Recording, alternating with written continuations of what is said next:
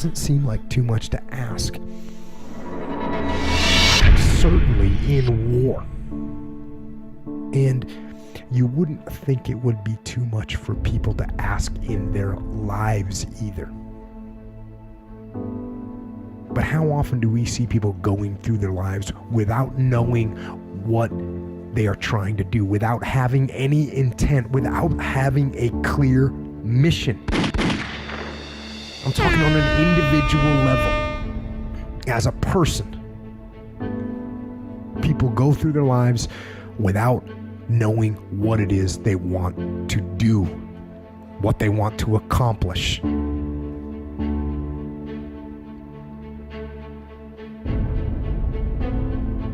So, know what your mission is. Know what your intent, as the commander of your life, know what your intent is, and then fight with everything you've got to win. Don't let nobody turn you around. That's real. Because that's why most people don't act on their dreams and ideas. That's why most people, when I'm talking with kids that are in institutions, and I said, what happened? Why did you give up working hard and making good grades? Well, they started teasing me. And they allowed that peer pressure to cause them to scale down their dreams and their ambitions. They started following the crowd. That's why many people don't do the things they want to do, because he doesn't have the guts or the boldness to stand up in life and say, I'm going to live my dream. I'm going to commit myself to live out what's in me. I heard Dr. Johnny Youngblood say, I must live what's in me. I said, why do you do this? He said, I got to do it. I got to do it. And I'm saying, find something in your life that you say, hey, it might not work out, but I got to do this. Why? Hey, it's the one thing I love. It's my piece. It's my thing. DJ Swerve 360. You don't need anybody to approve you. You don't need anybody to say, go ahead on and do it. If you get that, that's fantastic. If you get that encouragement, that's great. But I say stand up within yourself boldly and say, this is my life. I'm controlling my destiny. Let's go, 1:30 a.m., wake up! I've got to get me some echo on this microphone. Swerve 36, the mission. Today we got a special guest for our first show. Last week was the pilot episode. Shout out to Fanboy Tay Black. Today we have West Coast artist, two-time award-winning West Coast artist, Mr. Calizona. YOG Westwood, let's go! Ladies and gentlemen, today is the first mission, episode 1. Last week was a pilot episode. Shout out to Fanboy Tay Black. Today is the first episode of the mission, and I'm proud, honored to have in the building with me studio engineer, producer, owner of a studio, two-time West Coast Artist of the Year, and a true West Coast artist in every sense, the quintessential West Coast artist, Mr. Calizona. YOG Westwood in the building today, huh? What's up, bro? What's going on? Hey, I got to correct you, though. I'm a 5-time West Coast hip-hop. Oh, no, well, let the applause breathe in. 5 times. 5 times. The article I said read twice. I apologize. That might have been an old article. It must have been. I'm still catching up. I apologize. Yeah, I apologize. All right, well, good. I would say 5 times. Let me correct myself. I'm quick like Joe Rogan to correct myself. 5 times West Coast Artist of the Year. Yes, sir. Well, I think I read 2016, 17, 15, 16. I don't know. What years were 15, you there? 15, 16, 17, 18, and God damn. maybe it's 4 times. It's 4 times. I have like 7 trophies, though. That's pretty cool, yo. Yeah. You just are the other artists getting discoured? I don't know at this why. point? They should be amping up, like you know what stepping I'm up, saying? right? That's what Yeah. it's about. It's time to step up to the plate. Yeah. Let me get a little music in the background. Well, it's so great to have you, and I appreciate you coming in for our official first episode. It's a big thing to me. And we spoke when I first met you at the E40 show. Is that correct? Yes, sir. The E40 show. Salute to Iconic AZ, Chris, and the Block, and everybody that put that together. My homie Pig. It was a great night. There was some ups and downs. It ended up being a great night, and sold out the show. There were some things that happened. That's another story for another day. But that's where I met you, and I told you right off the bat that when I started investigating Arizona hip hop before I moved out here, you were one of the predominant names that came up. Right. And no disrespect to anybody else. Right. It might be my Google, my search, my Bing, or whatever, but you were what came up, and and I remembered you. I remembered your name. It was very distinctive, and from all your press information, from all your pictures and music, you seem to me to be a very West Coast MC. 100%. And I don't. That's a simple way to say it, but I don't know a better way to say it. I mean, your music breathes that West Coast feel that I feel is missing from hip hop. I miss it a lot. I'm happy I moved here because I get more of it. You know, Right. As we all know, the West Coast had a very hot time as the leader in hip hop. Dr. Dre, Snoop Dogg, Ice Cube, Mac 10, Too Short, and led the way. You know, like Too Short in the Bay led the way with what, you know, it took other people 30 years to catch up with his independent movement. Wu-Tang did it in the early 90s and brought that to New York. And it's another thing I noticed listening to your music is that I don't know when you started. We'll get into that. When did you start? I guess who played you hip hop the first time, if you could remember? It would have been my older brothers. I'm the youngest of a lot of kids, and I got my older brother Troy used to have a record label called TNT Productions. Okay. And, so back in the days, I was always kind of in the studio, you know, messing around with his artists. And my brother actually was one of the first ones to produce Adina Howard. Oh, awesome. Okay, cool. We all know her. Yeah. Freak Like Me and all that. Yeah. Shout out to Adina Howard, man, for paving the way for a lot of us. But hip hop rap music just was in my home. My parents, I can't say it was in my home because my mama, we were a Christian family. They wouldn't let you, like my Richard Pryor records, I have to go in the room and listen to them very quietly when no one's around. Okay, understood. So the Two Life Crews. I was a Christian family as well. I was Southern Baptist. Yeah, so, dig that. Pretty heavy. So, you know, the Two Life Crews and the Easy E's wasn't allowed in there. Exactly. But like I said, I'm the youngest of a lot of kids, and so they played it, and that's where it trickled down. Yeah, a lot of artists I talk to, it's older brother, it's a cool uncle a lot of times, or maybe even a young father sometimes these days, you know. It's always that early influence of hip hop. Who was on I'm not gonna date you, but I guess it might a little bit. Who was, when you started really paying attention to hip hop, who was on top of the West Coast? Who was the leader out here? The leader would have been. There've been different leaders at different times. Who was the leader? As I started to make music, I guess that's a better question. I would say it was Snoop Dogg. Snoop, Tupac. They would have been. Okay. I don't know if it was when I made music though. When I made music, the West Coast was more. I mean, Snoop Dogg was still there. You still had the E40s. You still had the Too Shorts and the Bay Areas and Los Angeles, Dog Pound. You know, I was raised up through the 90s, and so that's what I can relate my history to when it comes to hip hop. One thing I forgot to do before we started the interview, it's a weekly thing. Behind me, there's a cooler.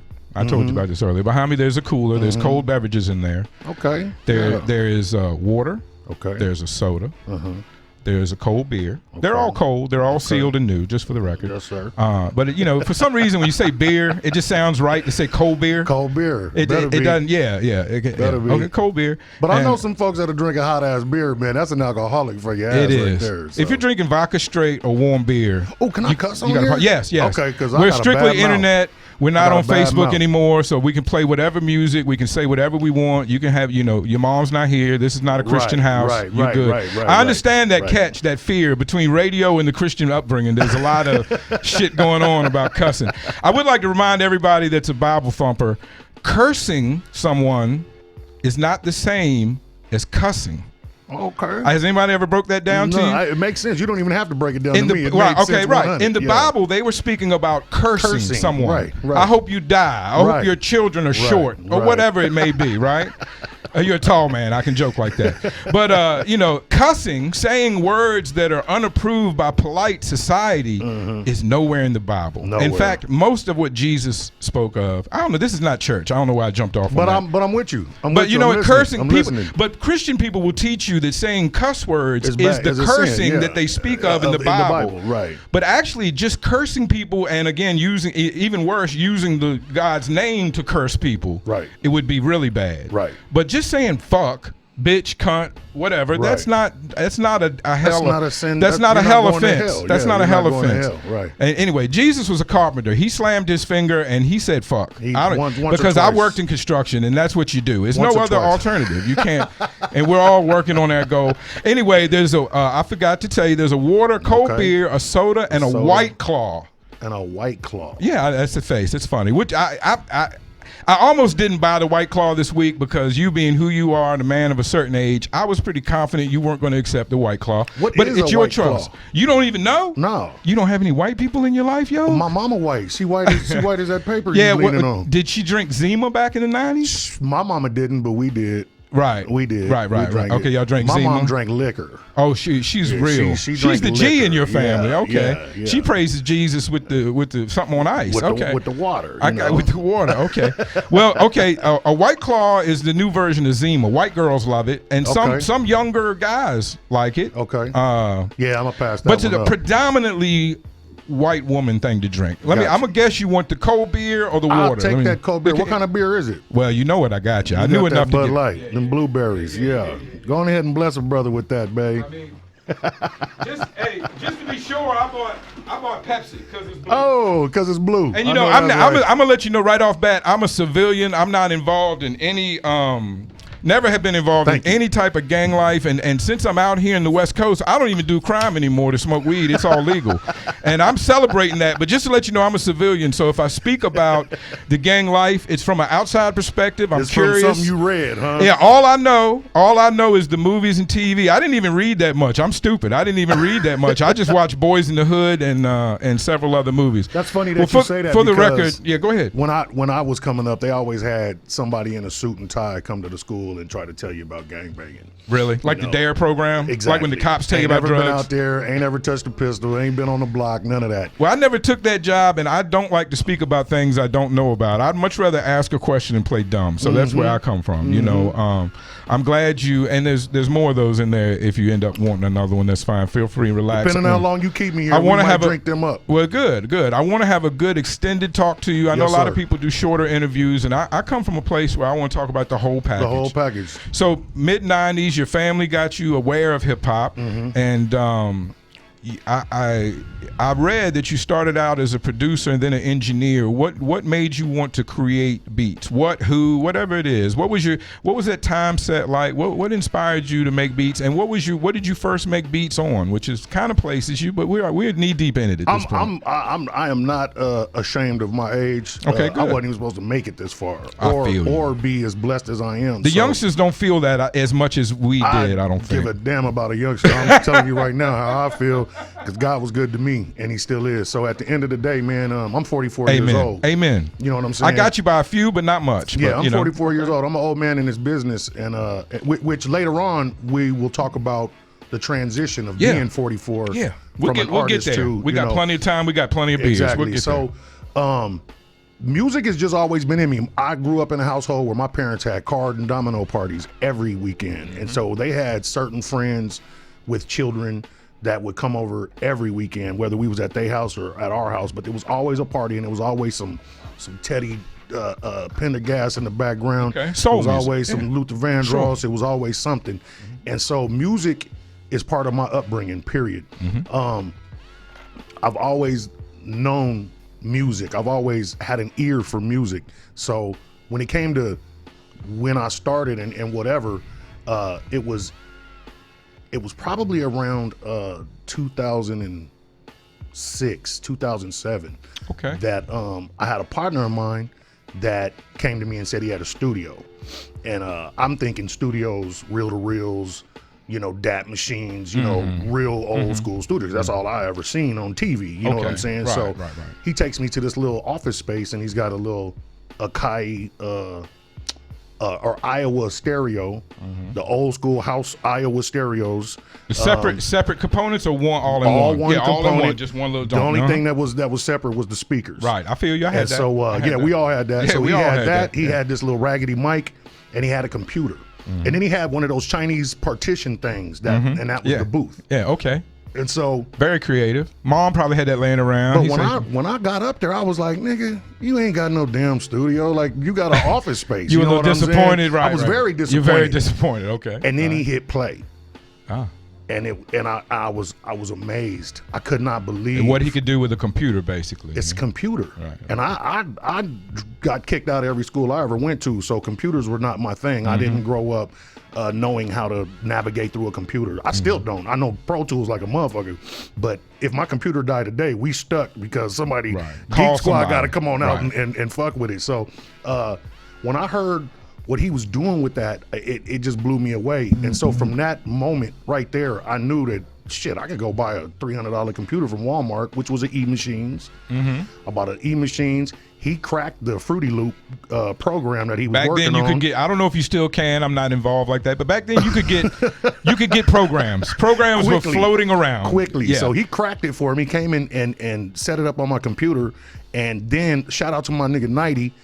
Nighty came over and showed me how to set up a session when it came to making the Fruity Loops work. And I used to sit at my mom's.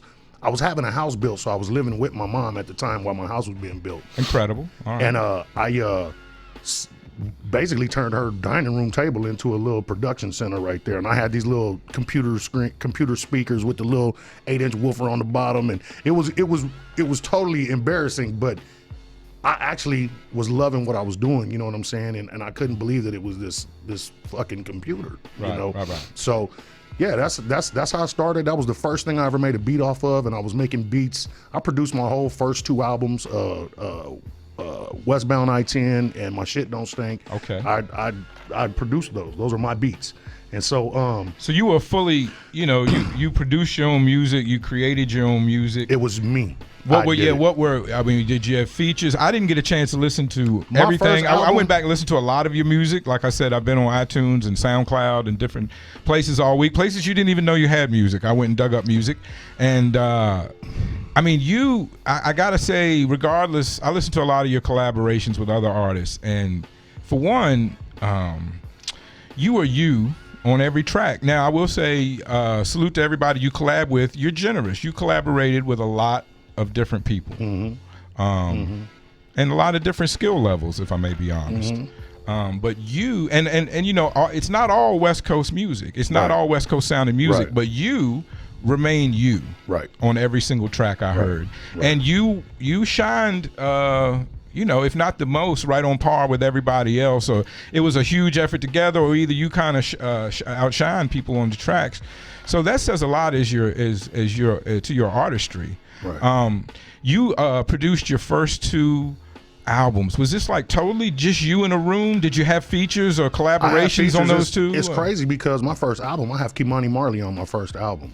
That's crazy. Ain't that crazy? That is crazy. Yeah, How did so- that happen? Let's talk about my that. homeboy, Marley. That's one of the Marley Marleys. Kimani Marley. Okay, That's Shatta's. Okay, right. So back in the days when I started to actually start rapping, because I stumbled upon rapping. I was, like I said, I was producing for other people, and I was trying to back then push other artists.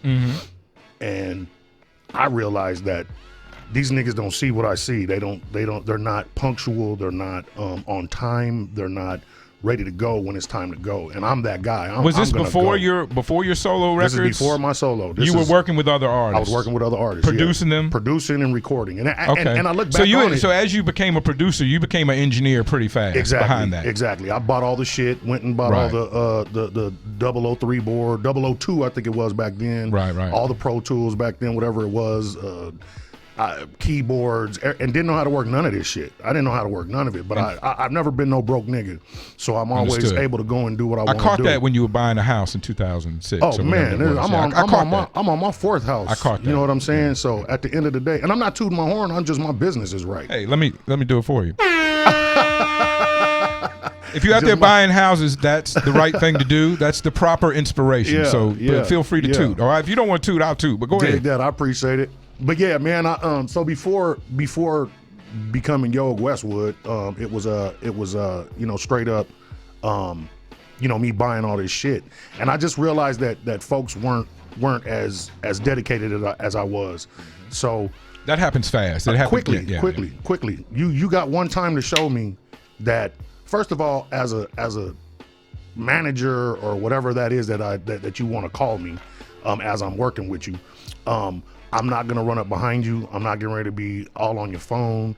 I tell you what time things are, and I tell you where we're supposed to be at, and it's up to you to make it there. Yeah. And too bad, so sad if you don't, and it just is what it is. So. Well, that's a good thing. That's a good policy to have, because you can't start carrying artists everywhere. You're not going to drive me because crazy. They'll expect you to do it forever. And they'll have you calling. They'll have you. They'll call you about their kid's birthday present or something. If you start that path, you'll end up in a weird place.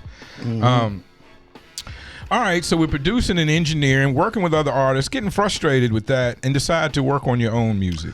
I fucked around and came across this beat that I made, and it was called Big Boss Hog. And this is the very To me, this is a big song. step. So yeah, let's talk about this. How did you decide? The very first song that I did as a solo artist was Big Boss Hog, and my homeboy Trix moved out to California, and he was doing these barbecues out there with the lowriders and shit and whoop-de-wop. So one year, he had called us, and I want to say this was like 2010. So he called us, and he was like, "Y'all come out here, man, come fuck with me, whoop-de-wop." So I let me kind of back up. Sure. Before I started to do, again, YOG Westwood, me and my homeboy bought all the CD duplication shit. So I was duplicating everybody's CD back in 95. And that was a good hustle. Man, I was killing the game. That whole time, that was a good hustle. There was a group out here called Did you have the printer and everything? I had everything. I still got it. Oh, yeah. I still got it. Incredible. Man Up Squad. If you was in Man Up Squad, the majority of them cats, man, shout out to Man Up Squad back in the days as they was running shit. Okay. I was running right behind them, pressing up all their CDs. And so, we was doing that. So fast forward a little bit, and I come across this beat that I made, and it was funky. It was funky as shit. And so I started rapping on the beat, and I made a whole song called Big Boss Hog. And in my head, it was more. I know it's hard, but don't pay attention to them after this. Yeah. We got a lot of different shows. It's a lot of titties running around the office now, so try to focus. I know it's tough. I'm on you. So, I had put that together and wrapped up a CD, and it was basically just to show these niggas, this was my business card. This is what I can do. I can make the beat. I can engineer it. I just happened to be the rapper on it, but I wasn't trying to be no rapper. Right. Man, I went out to California and that song took the fuck off. I performed it. I wasn't supposed to perform. I wasn't supposed to none of that. You had never performed before? Had you rapped with like a feature with somebody else, or had no. you never rapped live? No. And your first song, just people attracted to it? You passed it out as, like you said, a calling card as your engineer or producer work. Exactly. Come get at me. And people started rocking with it. Rocking. And it's one thing about California love. If you can get a tip of that, that's some warm love, and that's some good love. I get it. We was just out there 2 weeks ago with Compton's Most Wanted, and I was at a wedding, and I told my humble wife, brag. Did y'all catch that internet? He just dropped that smooth. The young people probably don't know what he said, but I did. I'll tell you straight up. I was at the Chill's wedding. I mean, I was invited to Chill's wedding, and it'll blow your mind who was there. DJ Battlecat, Yo-Yo. I can imagine. West Coast legends. It's only right that I want to tell you, if you don't understand this, it's only right that you were there. Well, the thing that killed me was I told my wife, I said, "Look, man, my nigga who I'm here for, he's getting married, so it ain't gonna be no kicking it with it." Sure, you know what I'm understood. Saying? Don't so expect too much. Don't expect too much. That's how you got to prep the family when you're going somewhere. Shit, I got you. Nigga, I get there and sit in my seat. They toasting and roasting. Everybody that I just mentioned is coming up. Yo, what's up, yo? And I'm looking at my wife like, wow, this shit is crazy. She was like, babe, you get more respect than you even realize. Understood. You know what I'm saying? And this is a whole nother state, But yeah. Not only a whole other state, but the legends. The legends of that state. Yes. I mean, Yo-Yo, goodness gracious. MC8, all of them was out there. All of them. So it was beautiful. That is incredible. And I know you've done some big collaborations, but we're just starting. We'll get to all that. We're just starting. So you have this song that hits very hard in California. Is that, I mean, to me, that's a sign from God, especially if you're raised as a Christian man. That's the kind of story you hear about in hip hop. The person no matter what they were doing in their previous life, they don't realize what they've got, and it just bam, it just all of a sudden happens. Now, all the songs. One of the questions I had prepared, I've got some sheets for the internet for the youngsters out there learning how to do this. I did a little research before I came in here to talk for a while with this man. Everything I heard, it sounded like you dropped as a complete artist, meaning I didn't really hear. Like I said, you shined on all the tracks. You came in big on all the tracks. You were definitely you on all the tracks. I don't hear, sometimes with artists you hear evolution. Maybe they got better at rapping. Maybe they got more confident in their style or their position in hip hop. And maybe it's because of the first record just going so well. It seemed like, it seemed like you just, every song I heard, you were there. You were you. You were already you. There was no question about who you were or whether you were going to rap like this or that or experiment. No, you were you, a very West Coast, just the quintessential to me West Coast artist in every song. And I think that's rare. I think most are. And maybe it's because you started off as a producer and engineer and worked with a lot of other rappers and maybe saw what you didn't want to do. Right. And focused on what you did, or I don't know. It sounds like you just kind of fell into it. When I started and that song took off, I wanted to do it at that point because I knew that I wouldn't let me down. Yeah. So when I started to do it, I feel that today's music, what I got out right now, is a major graduation from the very first one, which it should be. And you should always grow in your craft. Yes. But I remember being real. Damn, my worst critic. I was my own worst critic, and I would redo it and ask a million niggas, do you like it? Do you like it? What do you think? Did I do this right? And then I got to the point where I was like, you know what? Fuck it. This is me, and this is how I'm doing it. And we either you gonna ride with me or you're not. And the one thing that I pride myself on is not trying to sound like you. Is not trying to go backwards or step up to whatever plate you're at. I'm in my lane, and it's called the West Coast, and I'm owning that motherfucker. You do. At the end of the day, that's what rings true. All your music, like very loud. It's very loud. You the West Coast is screaming at you while you listen to your music, and I really enjoy it because I'm a true hip hop fan at heart. I've loved pretty much every step of hip hop. I came in a little late to be on, the Parks and Melly Mel and the tassels and the leather and the tight clothes. I came in at Run DMC, and because that's what me and the kids were wearing to school: jean suits and sneakers. So we adapted to that a lot easier than what Melly Mel and them were wearing with trying to be Rick James and all that. Right. But I love hip hop, and maybe I feel like nowadays it may be because I'm old fashioned. I like New York sounding hip hop that sounds New York. I like Atlanta and Bay Area music that sounds like that's where it's from. That's why I like you. I like you because it's like I said, you can smell Dr. Dre's Chronic when your music goes on. You can hear, West Coast. You feel West Coast when your music is on. And I don't know how you do that without being authentically that. And I think you can't fake the funk. What I worry about nowadays that everybody's on the internet and everything happens everywhere at once, and everybody's trying to be everybody else at the same time. Is there, Griselda has done good by bringing a true New York sound and staying true to that. Do you think that the West, and I don't want to be deaf, dumb, and blind. You could correct me and say I'm wrong if it's that way now. I don't really think so. Do you think the West could have a day or an artist, and maybe not run hip hop like you did with Snoop Dogg and those Dr. Dre in those days, but do you think an artist, and I think Nipsey was doing this, God bless his soul, rest in power, rest in peace. I think he was doing this, so I think it can be done. Is there anybody on the horizon that could be authentically West Coast and make a presence in the nation? This is my true thoughts on that. Please. I feel like the internet is fucked up who you should be hearing. I'm from Arizona, and we was 10 years behind on everything. Clothing, understood, movies, whatever. So the internet is so where you don't have to get in your car and travel nowhere no more. That's the heart of the game, though. Like, to get out and shake hands and kiss babies. Like, right. They always wanted me to If they booked me somewhere, it was always, hey, you're gonna be on Southwest. No. How about you just send me that Southwest money and I'm gonna hop in my Cadillac and I'm gonna fill it full of CDs, liquor, and whatever else I gotta do, and we're gonna drive to you. And I'm gonna stop and meet everybody that's supposed to meet me instead of flying over them. You know what I'm saying? Yeah. And so that's one of the things that we have lost when it comes to the internet. The internet is giving people some wrong people a platform and some right people a platform. Right. But unfortunately, we gotta sift through the wrong, and it's so much wrong out there.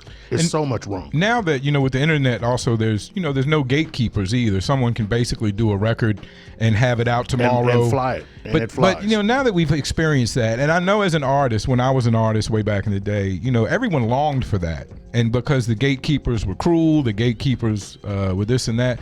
But now that we don't have any gatekeepers, don't we kind of wish we had a few gatekeepers? I mean, you do. And to go back and answer that question about it, will there be a real, authentic, genuine West Coast artist that runs the scene again? Or is that something that's kind of gone forever, I guess? That's what I'm worried about. If you are I'm an underground artist. I've never hit mainstream, none of that. And I've made a career off of it. You forged a hell of a career. I will say, if you don't understand, look at me now. You forged a hell of a career. And it's kind of like what you mentioned about just being alive. I mean, just being alive in hip hop, as long as you have, is a huge accomplishment. So don't take anything away from that, because it takes perseverance, diligence. There's a lot of ups and downs. Understood. And you rode through that. But go ahead. If you're dealing with the underground hasn't changed when it comes to the gatekeepers and the sound. The West Coast underground still sounds West Coast. The East Coast underground still sounds East Coast. I agree. Now the difference is that, and we're going to get back to the internet. The difference is that you couldn't make it unless you was in California. You couldn't make it unless you was in New York. You could do all the in betweens, but let's talk about making it. You couldn't do it because those were gatekeepers, and you got to be a certain situation for each situation.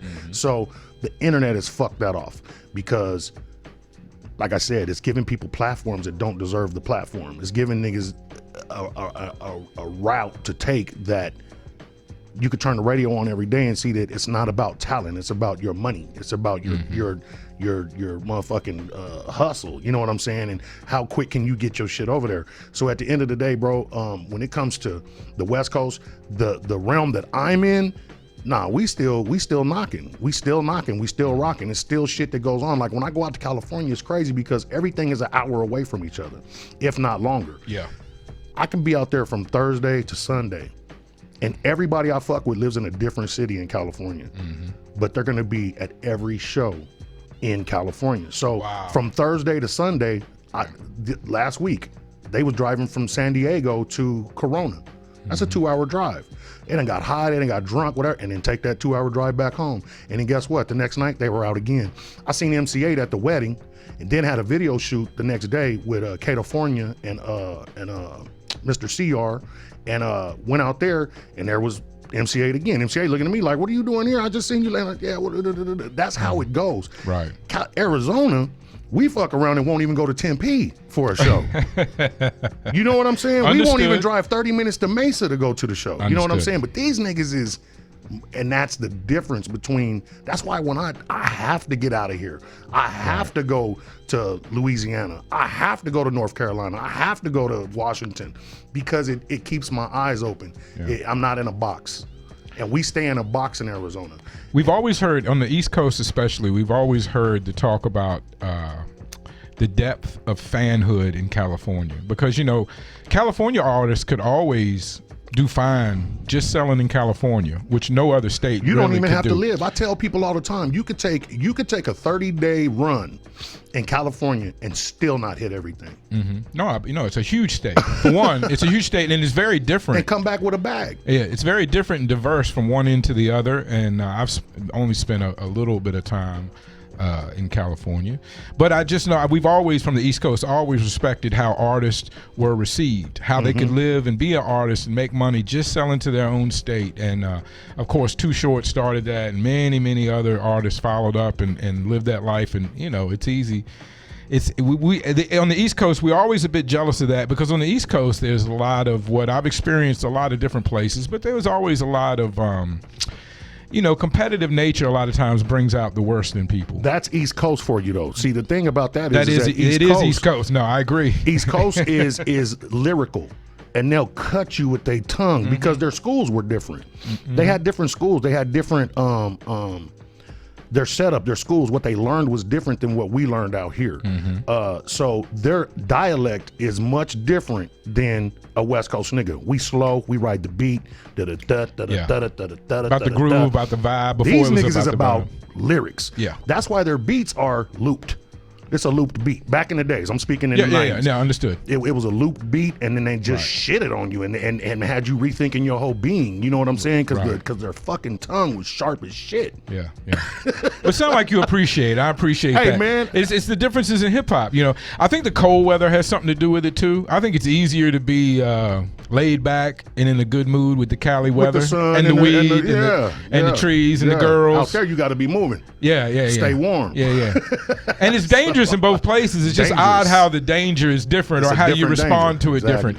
The only story I'm gonna give you about California, in the early '90s, I worked with a company, and I worked very hard as a laborer on the Pebble Beach golf tournament for the old folks. Right. And so the first day we were in town, quick story, I didn't know where to get weed, so I went and got me a deuce of malt liquor, bull, to be honest. Yeah, I used to drink a lot of malt liquor in my 20s is what we drank. That was an East Coast thing too. Wasn't the best idea, but it made that shitty weed hit hard, if you understand what I mean. And so I got my deuce, bought it from a 6-foot tall blonde woman on roller skates working at a convenience store. Now, right there, I knew something was different. Right. This isn't the East Coast. No, not at all. We don't have blonde women on roller skates working the convenience store, the little shitty convenience store, not even a QT or a K or a special. Right. Now, and then she was selling Lucy cigarettes, which I think that was illegal in my state. I had never seen. Still is. You can't do that. You can't do it in California either. Can't do it they were just anywhere. doing it. But You this was can't open a pack of like cigarettes 91. and start selling them. No, they had which like we a did it. they had a little basket. They had a little right at the counter. Yeah, right, exactly. Right at the counter. I was like, this is different. I'm in a different place. Yeah. So I started drinking my beer and just walking down the street. Nothing better to do. And this is like Carmel. This is not Compton. Yeah. I know this now, but then I had only seen movies, yo. So I turned off the main street. And I said, man, these are great looking houses, with the tile roofs and everything. And I said, these great looking yards. This is a nice looking neighborhood. But then I thought, hold on, Swerve. Those houses and boys in the hood looked okay too. Them houses in these movies, like California is just different. Like you don't, just because like shit don't look bad, that don't mean you're not in a bad area. So I got back to the main street, went on about my business, and I like I said, I was in Carmel. It was probably no issue at all. Right. But that's with the training of the watching Colors and Boys in the Hood, and all the great movies. I don't want to leave them out, but I had watched all those movies, and that's all I learned about West Coast culture. Right. That and Ice-T records. Right. NWA records. And and so and NWA had my white friends and I riding around in a Jeep Cherokee, drinking malt liquor, smoking weed, and shouting GAP because we were the Glen Allen posse. Glen Allen was where I was raised, suburb of Richmond, Virginia. So that's how much we were influenced, and we would beat people up. Not me so much, but the people I was with, we would regularly beat people up for little to no reason. Right. We had a couple smaller guys with us, and a lot of times people would fuck with them, and then that would be the green light. Oh, you did enough, we go beat your ass. But so that was when we were younger, and everybody grows out of that. Right. How is it to get older and maybe be in violent situations? I'd like to talk a little bit, because I'm deaf, dumb, and blind, about, I know from an outsider that gang life in general has mellowed out from the 80s. Over time. Yeah, it's not the same. No. Now, because it's been watered down, maybe because the young people don't adhere to the rules. I'm just guessing as an outside civilian. How was when I'm guessing you grew up in Arizona. How was, when things were as intense as they were in the 90s or whatever in California, what was gang life like in Arizona? Let me tell you, man, it was niggas that was outside, and then it was niggas that wasn't outside.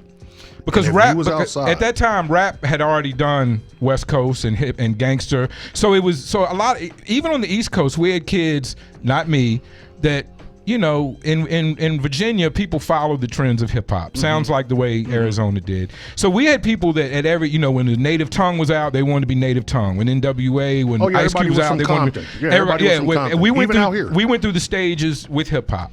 You got to understand that Arizona has a highway, and it was called MC-85, which is now I-10. Okay, I know MC-85 would take you straight to California. Exactly. So, and then it also takes you, if you're coming east on MC-85, to Buckeye Road, which is my neighborhood. Okay. So, anybody that was running from California, anybody that was, if you was running, if you was just trying to make a new whatever, you ended up on Buckeye Road, which brought the speakeasies, which brought the pimps, the pushers, the prostitutes, the drugs, and then later on the gangbanging. So we had a direct line to the real deal. You know what I'm saying? So don't call us California though. We not California. We are Arizona. Right. But I pay homage to what pretty much raised me, which is West Coast hip hop, gangbanging, all of that. I couldn't wait to gangbang. I couldn't wait. I wanted to gangbang my whole life. And I know it broke your mother's heart. My mama is one of the strongest people you'll ever meet. But she was drinking that liquor, so maybe she can handle it. I don't know. Let me tell you something, man. By 16, my mama was just like, just don't bring the police or no babies home. And you do what the fuck you want to do. Because I came home with both of them. Right. I came home with both of them. Police and the babies. Yeah, Okay. police and the babies. Right, I get it. So, at the end of the day. Well, at least you were authentic. Yeah, 100. Wasn't nothing fake. You want inside. You want one of the inside guys. I'm not the go kick your door down and take your shit and kill you and did it. Nah, but I'm from the hood. Right. And everybody, I don't give a shit about who you shot at. Everybody shot at somebody if you was from the 90s. Everybody got shot at. Right. You know what I'm saying? That don't make you hard or not.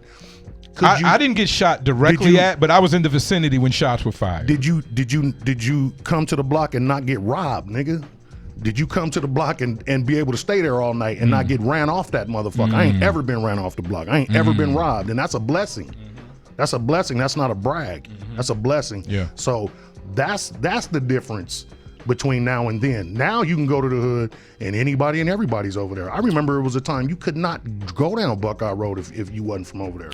You will, something's gonna happen. You to can pretty much go anywhere now, because when I came here, I asked. I can go just anywhere to make sure. I want to because I'm a real nigga. No, I know you can. First. No, Yeah. I was more asking for me. I know you can. But like when I first came to Phoenix, I probably asked some dumb questions just because I wasn't from here, and I've always had a strong affiliation with hip hop and black people, and everything when I got here seemed so white. I was just saying, well, it's got to be some black folks around here, and I asked. It's funny. I asked Kid K. Shout out to him. It's got to be some black. I said, where do the black folks live, Kid K? Or what is considered the bad areas? I might want to go there and hang out. I might want to stay away from there. It probably depends on if I'm with my family or not. But I just want to know for the information. I don't want to be the guy that I've never wanted to be the guy that just turns the wrong corner and and says the wrong thing or wearing the wrong clothes and get killed. Right. Because that is what we grew up believing could happen out here. And I'm sure it did and could. And it still can. And it still can. It still can. And anywhere in the country, let's be clear, gang violence or no gang violence. And it's not a race thing, because if you go to the wrong street in Appalachia and go up a road you think is a road and it's really somebody's driveway, then white folks will probably shoot you. So it's not.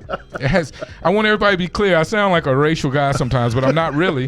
But we live in a racial situation that has to be dealt with. Yeah, real shit. What I want to do now is, if we wrap that up, I think we did. What I want to do now is play a few of your songs. We'll take a little break. I'm going to play a few collaborations, and we'll talk about those. Then after we talk about the collaborations, we'll get more into what's going on right now and talk about what's now and what's the future for YOG Westwood. Let's do it. All right, let's go. This one right here is with a major label artist I want to talk about, because he kind of disappeared while everybody else has kind of hung around. Maybe he hadn't. You can tell me. This one is I Get Down with the Boogie, with the one J.O. Felony. James Savage these days. James Savage. Shout That's out why to I'm my missing guy. out on James Savage. I'm going to catch up. Yeah? Okay, let's get into it. Respect to underground radio.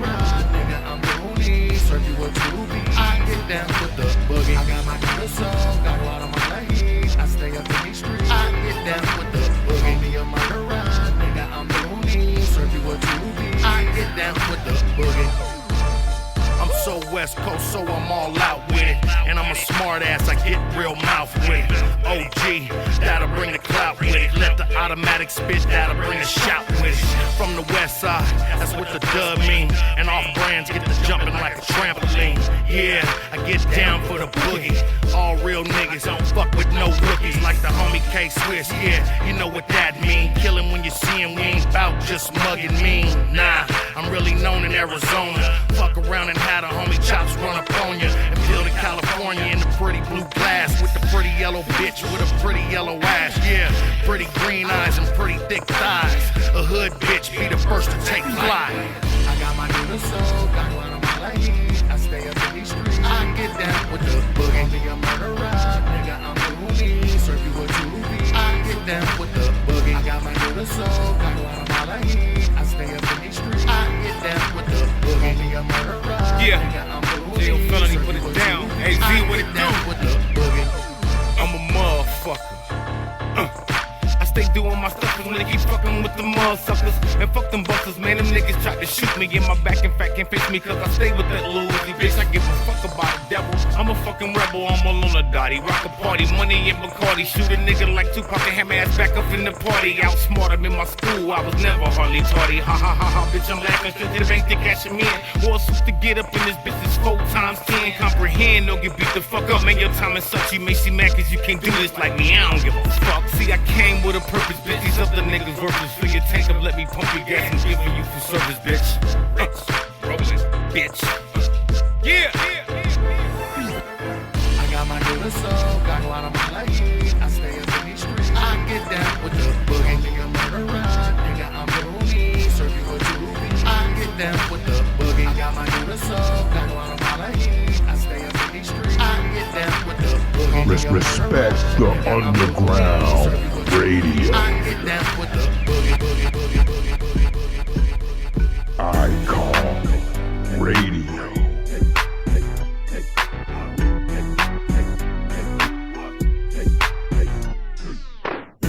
When I met you last night, baby, you damn near turned me on. I know it had to be something about you. That ass so fat that you could see it from the front. But I know that you're not a little girl. That you're not a little girl. And I never had a problem with making the toes curl. Something about I see you done fucked around and gotten all grown up. Where you been, sweetheart? I ain't seen you in years. How you get that big ass? Well, look at your tits, look at your hips, look at the way you dance. So why you keep on grabbing my dick and my balls with your hands? And you gon' make this player Jane bust a nut all in his pants. And with all that flirting and teasing and switching, licking your lippin' like you want some of this donkey up in your kitten. I'm tripping. You think I'm tripping? I'm not. I know what you about. Freaky, horny, and sneaky. That ecstasy and Remy, plenty weed to get your kitty sweaty and drippy and sticky. Make you wanna give me a hickey up on my pricky. I'm tripping. You think I'm tripping? I'm not. You know what I'm about. Paper routing and flossing and guffing, tossing and talking big on my niggas, never funkin' over a bitch. Shit, there's plenty fish in the river. The world is bigger than our block, and you ain't had none till you had some southern cock. when I met you last night, baby. You damn near turned me on. I know it had to be something about you. That ass so fat that you can see it from the front. But I know that you're not a little girl. That you're not a little girl. And I've never, ever had a problem with making the toes curl. Well, if yo gave a fuck about a bitch wouldn't know. I take her down through there to that bitch in the broke. I get sloped out, homie. This bitch don't know me. Yeah, she wanna blow me. Being what a hoe be. I'm like, show me that donkey. Make it funky. Make me wanna touch that monkey. And I promise I won't call you ratchet just because I slapped it and the whole set tapped it. Yeah, I know niggas wanna have it. Niggas wanna stab it, but I'll make you my habit. Yeah, you got me hard like granite. Pick a Nick basket. Yo, gon' smash it. Begging me to kill it, casket. Bragging to your friends how you just got that ass with. At home on the phone, telecast it. Blow like gasket, right back in traffic. When I right, baby. You damn near turn me on, turn me on, turn me on. I know it had to be something about you. That ass so fat that you can see it from the front, But I know that you're not a little girl. And I've never had a problem with making the toast. Hey, oh, motherfucking yeah. The main ingredient. Oh, my mama. Y'all niggas got me fucked up. I be coming up, y'all. Hey, y'all better get up on this one. Hey. Backing up these bars by the gram, hit these haters talking shit, hit her, show them who I am. I'm the soul of the city, show no pity to fakes. Going hard with no chase, only drinking for straight. Strong liquor on my breath, hood tattoo on my chest. First the knife was in my back, now it's all in my neck. Had some niggas on my team, came unloosed at the seams. Thought the game they had was solid, but they was hating my dreams. Now I'm looking out the window with the burner in hand. Ain't a nigga I can trust, so I say fuck friends. Fuck so bustin' on all them niggas in the front row right there. Banging nigga bitches in the back to a round of applause when we clap. Backing up these verses by the gram. Backing up these verses by the gram. Banging nigga bitches in the back to a round of applause when we clap. Backing up these verses by the gram. Backing up these verses by the gram. You wasn't there when the shit happened, so why you got your jaw smacking? If it went down, I would've got it cracking. I do this for reals, not for act. A nigga got the record slapping. Nigga, Panamera when I ski skirt. Gucci on my t-shirt. Suck until your knees hurt. Bitch, this is how you make your dream work. 14, I was kicking up dirt. Yeah, dust was a must. Nigga said he ain't burnt my shit yet. Nigga, you even know how to piss yet? You pissing on your nuts, yeah, they get wet. Studio full of Crips, never spoke on your set. Niggas real as it gets, nigga. Bag it up. That's how the Scotty has bag it up. With you, bitch, just bag it up. Banging nigga bitches in the back to a round of applause when we clap. Backing up these verses by the gram. Backing up these verses by the gram. Banging nigga bitches in the back to a round of applause when we clap. Backing up these verses by the gram. Backing up these verses by the gram. That's right. Icon Radio, home of quality independent music. Respect the underground, worldwide radio. This is The Mission. With Swerve 360 sitting in with our special guest on our first episode, the OG West Coast legend in my eyes. I mean, some people don't like to throw that word around. If you can be independent in hip-hop this long and have the collaborations and the experience he does, fuck, he was at a West Coast legend's wedding. You don't get more. Like, I mean, come on. Like, who the fuck? If you're not right or you're not blood related, you're not, you know, tell me another wannabe rapper that was at that wedding. It wasn't one. All right, before we get into that, I want to say this, though. If you know Swerve, and this is, hi, Mom, if you're watching, but if even she knows at this point, I'm an old man. If you know Swerve, you know I have always enjoyed quality cannabis. Now, I spent a lot of years being a criminal because I lived in a state where they didn't have medical marijuana. Luckily now, you and I both live in a state that has medical marijuana. So if you get your MMJ card, you can go to a bunch of dispensaries. They've got a bunch of names and a bunch of prices and a bunch of stuff to tell you. I'm gonna do something solid for you right here. Cut to the chase. Now, this is not for everybody. Some people have compared me to Willie Nelson. Some people have compared me to Snoop Dogg. Some people have said that drugs don't work on me because I have a bit of a high tolerance, being an artist, being a connoisseur for many years. I'm here to tell you the best marijuana in a Phoenix dispensary is sold at TrueMed. Now, I'm going to be clear. It's pricey. It's the best. I'm going to be clear. They don't run specials on their flower. You know why? Because it's the best. So even if you can't or don't want to splurge, even if you can't handle the best, because it's strong, it's not for everybody. But if you can and you want to treat yourself, head on over to TrueMed Dispensary. They're at like 40th Ave, I think. You can Google them. They're live. You can order online. You can skip the line by ordering online. They've got great specials all the time. They sell a bunch of different products, concentrates, edibles, Bake Brothers, and some other people's products. But what I'm telling you is if you go there, get the True Med weed that was grown by True Med growers and cultivated properly. In my mind, in Phoenix, I've been to a lot of these places. This is the best weed you can buy in a Phoenix dispensary.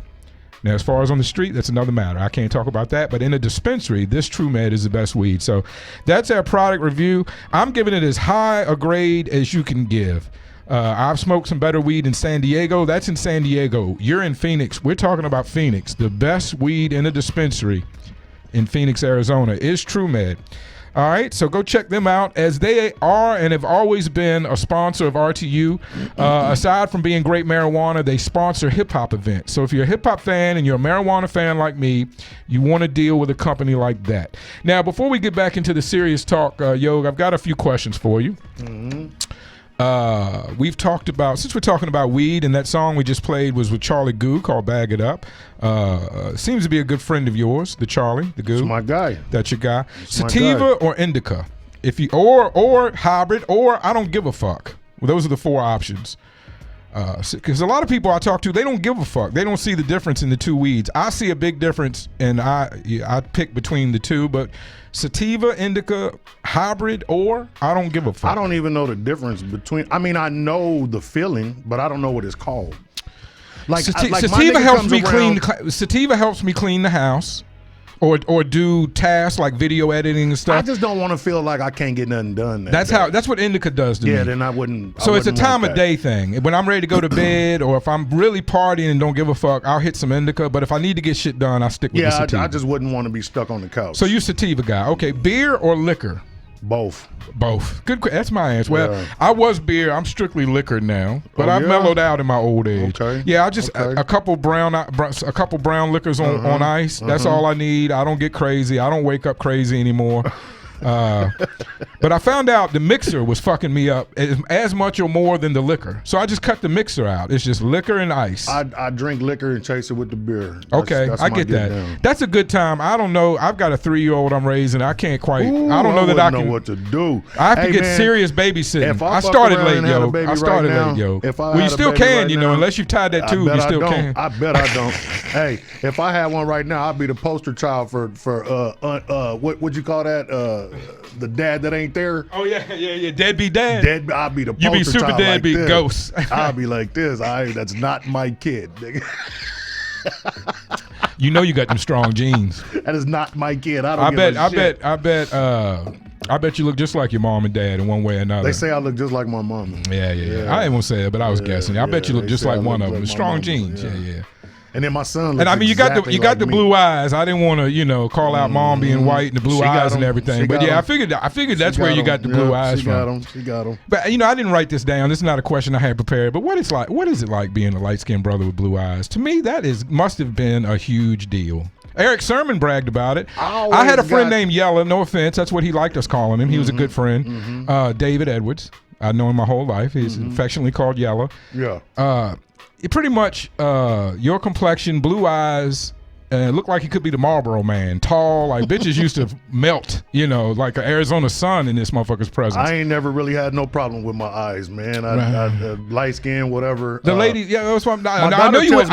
I know you wouldn't have a problem with it. No, I'm saying, what's it like as far as with the ladies? Wasn't that like to me, on the East Coast, a brother with blue eyes was shock and awe. Like they always told me that all I had to do was bat my eyes. That's what other niggas would say. Like, you don't that's even the way have it seems, to work. From an outside perspective, that's the way it seems like it would be. You wouldn't even have to work, Yeah, but, just show them the eyes.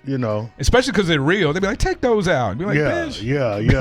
These are mine. Bitch, these are mine. Okay, it's funny because they always, your eyes, and I'm telling them they for sale. Shit.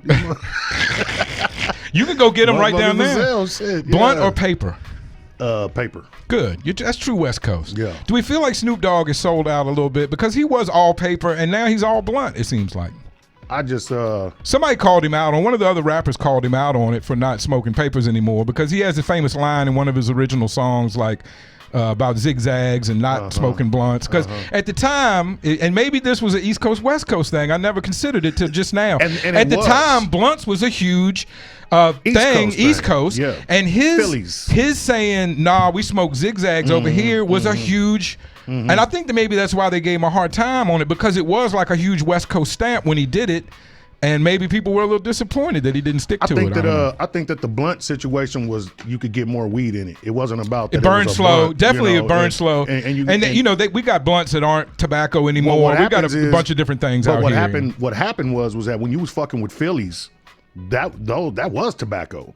You know what I'm saying? So you're actually getting addicted. The paper has been soaked in tobacco. When I got off blunts, it was a step. It wasn't like getting off cigarettes, but it was a move getting away from blunts because. And I have my friends tell me I don't get high unless I smoke a blunt, and they don't realize that the part you're enjoying is more the tobacco than the weed. Or you like the combination, because the tobacco is a bit of a stimulant. If weed knocks you out, a blunt will kind of keep you going.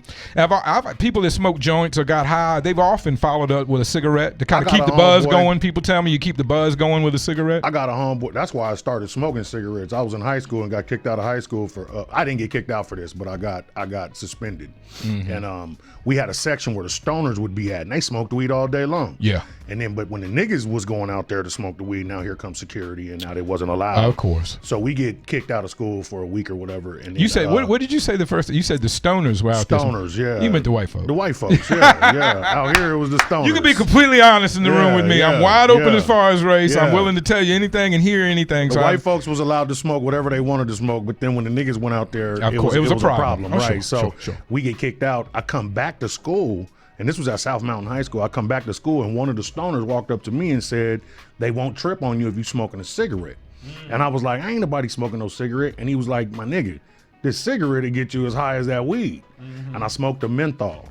And sure enough, man, my head was spinning, and it was higher than weed.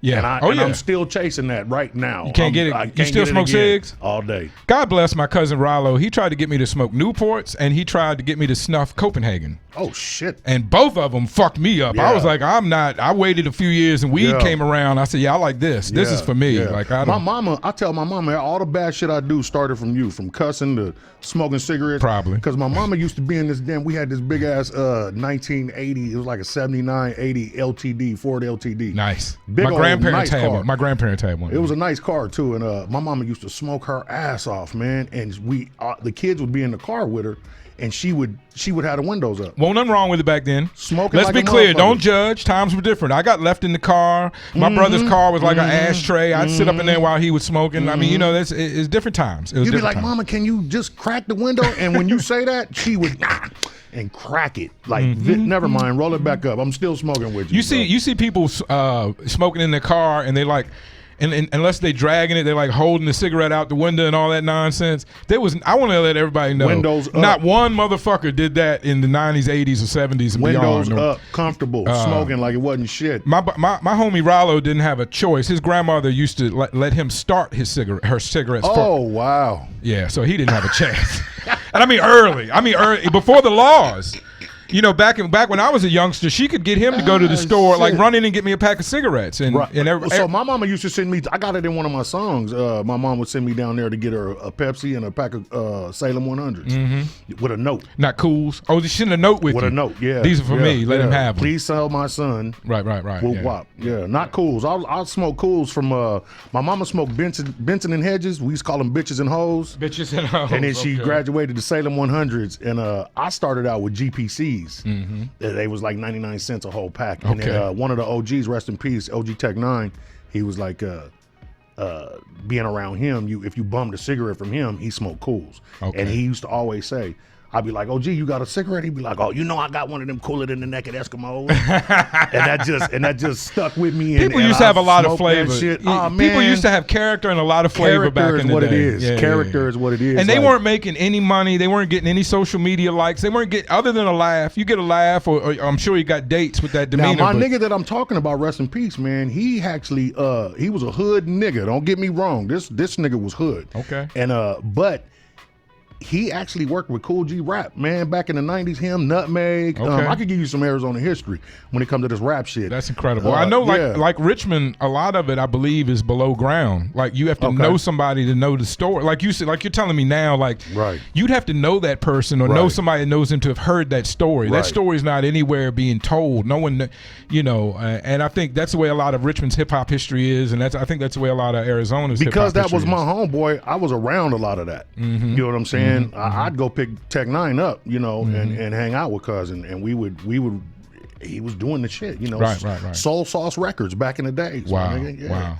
Well, all that is a great influence, and it gets you a head start that you don't even really realize you're getting if you're going to do this kind of thing. Yeah. So again, going back, it's always been in me. I've always loved to be around this shit, man. So whether I was doing it or just being around it. I was born to very old, not very old, but my father was 40 when he had me, which in 1970 was a bigger deal. My mom was 35. So I was raised to an older Christian family. And, you know, hip hop in my generation was a new thing. So I didn't have an older brother. My older brother was into classic rock and Trans Ams, Pontiacs. We'll go get into muscle cars in a minute. We'll get into that.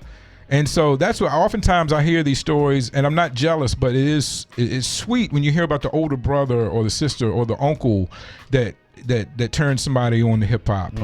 You know, with women, my father was married a long time. My brother was got married at a young age. With women and music, I had to pretty much learn it all right here on the forehead by running into things, you know. So, but you know, enough respect to that. It's everybody's journey and mission is different, and I want everybody to realize that. Like, when we're sitting here talking to you today, we're going to hear stories about how you got into this and what you did that, why you did it. You can't repeat somebody else's journey. You got to find your own door, your own way in, because it's going to be different and has been different for everybody. Now, in 2006, you got started. That was like, but you also mentioned Arizona was a little behind.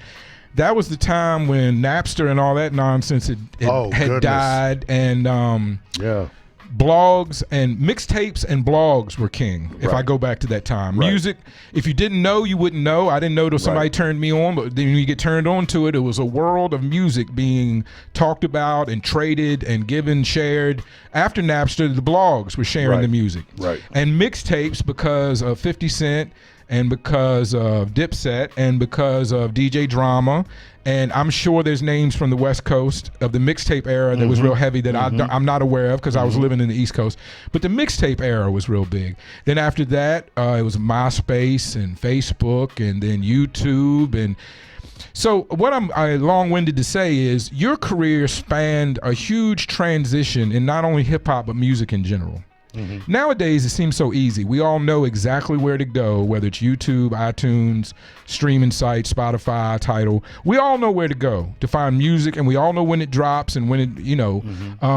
Back then, during that, you know, the record labels were scrambling, artists were scrambling. Everybody was scrambling back then because everything was mixed up. It was changing. It was in transition. And I mean, when those names I just gave you, that was only the course over like 5 or 10 years where everything went through those transitions. And CDs went out, stores started falling off, and people thought music was going to be over forever and all that.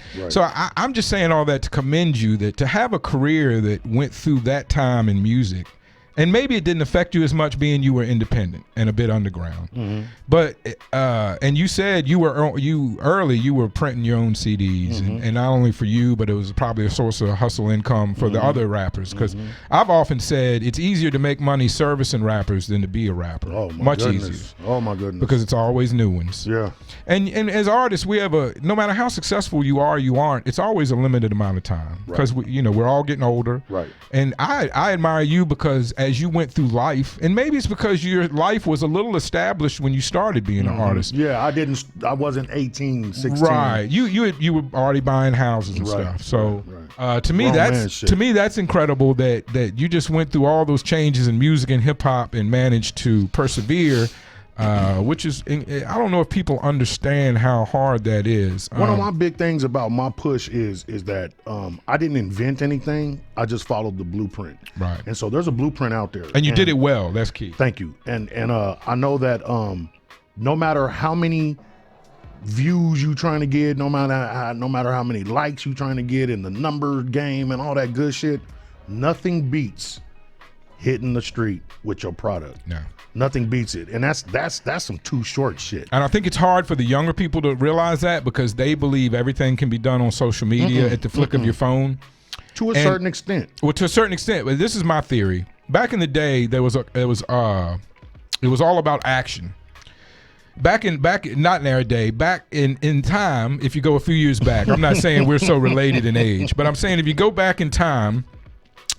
if someone talked a lot and never had action, they were thought of as bullshit. Right. Correct? Do you agree? Right. So the people who were really moving and shaking were about action, to the point where some people said, you know, I don't even talk about shit. I'm just about action. Right. So action was the main thing. People that talked too much without action were clowned, looked at as not official.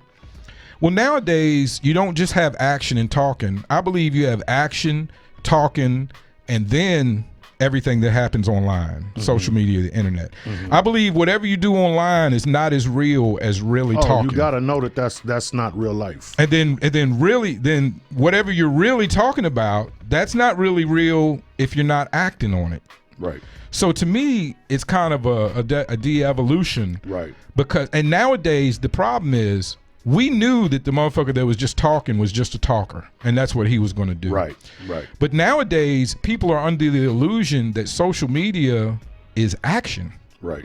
When really it's less than just talking. It's less than just but talking. It's an illusion. Exactly. It's easy. You 100%. It's easy to see or feel like you're really doing things. You post, people get likes, and any promoter knows this to be true, because you cannot effectively, I believe, promote a party or an event just by social media. I'm a firm believer you still have to have real posters, real flyers.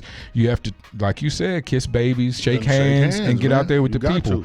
As a promoter, especially as an artist as well, because, I mean, we have more ways to validate people than ever, and somehow people are less official than ever, in my mind. Right. And I could be just an old biased man. No, I think you're 100% right. I remember being sent outside to play, and like you said, some people couldn't even hang out on Buckeye.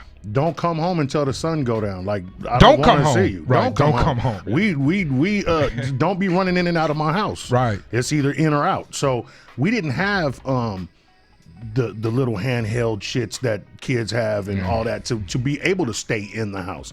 So we had to go play. We had to go drink water out the water hose. Yeah. You know what I'm saying? Because you was not finna run in and out of my mama's house. So now we got it to where when my son was growing up he was born in '94. I bought him everything I never had. He had all the handhelds. And it's easy to do. Yeah, I understand. You couldn't send that nigga to go outside and play. Go do what? No interest in it. Yeah. Go do, huh? Yeah. So, you know, it's just a different time and date, man. These kids is okay with staying in the house. Like, it's okay. Right. They never leave their computer screen. And so that goes for the artists, that goes for the producers, that goes for whoever is in this game. And God bless them, because I think if you're in that mindset, it's easy to believe that you done made it. That's everything.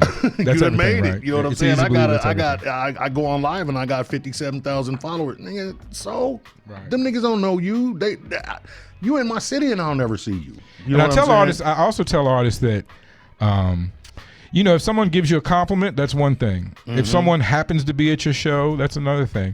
A real fan is going to make sure they're at your show, and they're going to buy something. They're going to buy the ticket, and they're going to buy something at the show. Damn right, a shirt. And everybody else is just a casual fan, or they're a friend or a family member. A fan of you is going to respond differently than, you know, and because that's what I mean by in social media, it's easy to be a casual fan. Yo, I like your post. Oh, man, that shit's great.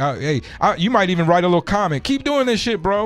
But if you're not going to buy merchandise, or if you're not going to stream or download or purchase the project, then you're just a casual observer, and you're not the type of fan that person can build a career around. Right. Because it takes real fans to build a career. My problem in Arizona with that was that I come from a hood, you know what I'm saying, and I represent cripping and gangbanging and whatever that is, and so I came from that, and so then when it came to doing music, it was like, oh, the South Side niggas can't fuck with this nigga because he's from the West Side. Or Arizona is very sectioned off. Very. When I was, and they give you a lot of highway to skip some sections. Yes, the highway is very easily. You don't have to go through certain sections at all. That's what I mean, it's very sectioned off when it comes to this hip hop thing. It's starting to change. I see it changing. I got a lot of Southside cats that come and fuck with me at my studio, but then I'll hear from them that they homeboys be like, "You fuck with that nigga?" Like, I don't know what it is about me. Like, are you hearing that I'm knocking niggas down or something? Like, what are you hearing about me that makes it so fucking hard for you to back what I'm doing, or even just say, damn, that nigga doing it. You know what I'm saying? Right. Like, that's why I had to get up and get the fuck out of here. Let me tell you something, man. In the early YOG Westwood days, my name is Big Yogi. Okay. YOG Westwood came because The Yog just got cut from Yogi. Westwood was because I let a shot off in the club one night, and they started calling me Eastwood. Okay. Clint Eastwood. Right. So now I'm not from the east side, I'm from the west side, so it went to YOG Westwood, and that's how that came about. Gotcha. But I just lost my train of thought of what I was going somewhere totally different with that, and I lost my train of thought. But yeah, it'll come back. Don't worry about it. It'll come back. Let me get it back like this. What do you like more looking back? Is it even a competition between, say, producing and engineering in the background and being behind the scenes and getting credit in a different way, or being an artist and being, being invited to the wedding is hard to compare. Maybe you might not have made it there just as an engineer or producer, but are you as fulfilled being a producer engineer as an artist? Are you tired of being an artist and want to go back to being a producer engineer? What's your thoughts on that? I love being an artist. I love performing. I love debuting something that I made from nothing. I know that. Yeah, it's a good feeling. It's something that you made from nothing, man, and I love debuting it, and I love the love that I get back.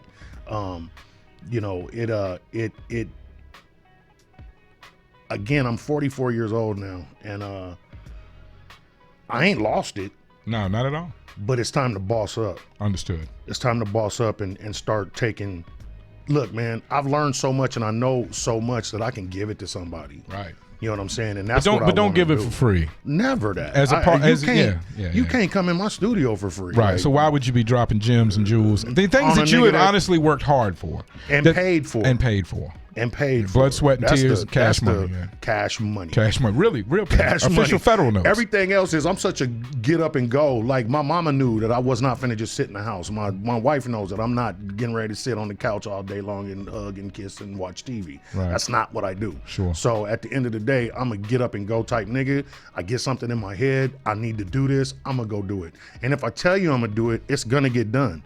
I'm not gonna promise you something that I can't fulfill. So the engineering part of it, it all gives me the same satisfaction from being an artist to an engineer, because again, it's always debuting something from nothing.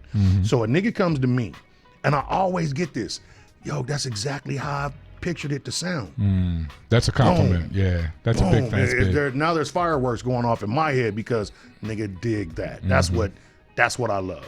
So you get it both ways. That's what You've had a lot of great collabs. Some of the names I recognize, and I want to talk about some I recognize and some I didn't. Some of the bigger names like J.O. Felony and Glasses Malone, E40 even.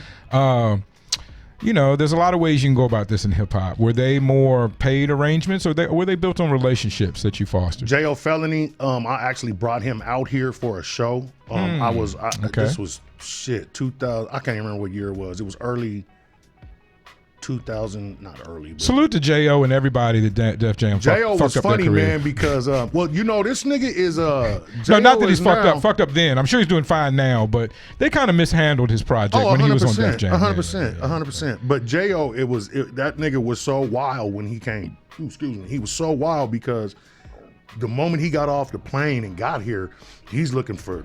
He wants to smoke. This nigga want the hose. He want this and this everything. And that. And I want the whole rapper package, right? And we did it for him. We fucked around, and I remember having to tell him. I remember telling him, I got that for you, but after the show, you got to get this show done. I need this. After the show, yeah, right? We got to make sure the show's gonna get done. Yeah, right, so right. But he had a good time, man. It was a good time with J.O. Yeah, and he came in.